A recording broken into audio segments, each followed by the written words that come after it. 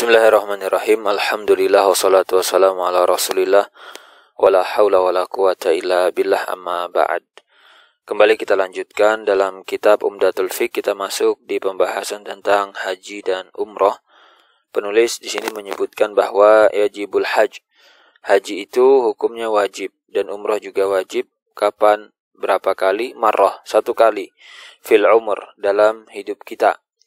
Ya, bagi seorang muslim yang berakal, balik, merdeka atau bebas, bukan budak, kalau dia istata'ah. Jadi kewajiban yang ada kaitan dengan kata-kata istata'ah, itu mampu ilaihi sabila, untuk melakukan perjalanan menunaikan haji dan umrah tadi.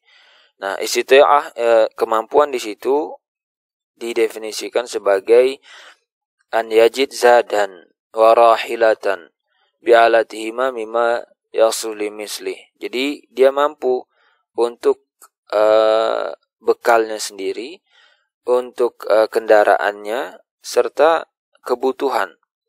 Hal-hal yang dia perlukan selama perjalanan, ya, untuk kebutuhan dia tersebut. Fadilan amma yahtaji ilaihi liqada'i daini. Nah, kemudian juga ini berarti lebih dari sekedar bekal untuk membayar utang dia, dan juga nafkah atau maunah dari diri dan keluarganya, ya, untuk selamanya.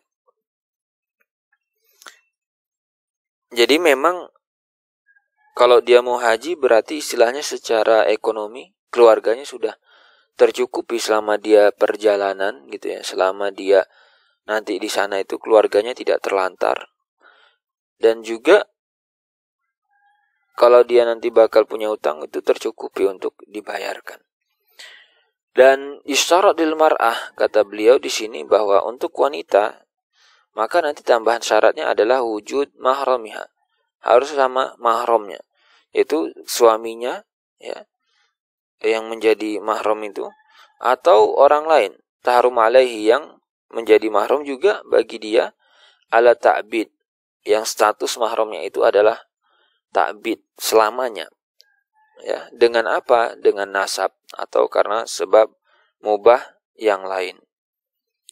Kemudian dikatakan di sini faman farata, kalau orang itu enggak punya itu kan, atau melalaikan, dia sudah mampu sebenarnya, sudah terpenuhi syarat-syarat haji dan umroh tadi, terus udah mampu gak dikerjakan, terus kemudian meninggal, maka ukhrija anhu min malihi, ya, kita tunaikan atau kita lakukan haji untuk dia. Setelah dia meninggal itu berarti nanti diambil dari hartanya untuk tunaikan haji dan umrah. Dan tidak sah haji itu, haji tidak sah kalau dilakukan oleh orang kafir atau orang gila, maka enggak sah.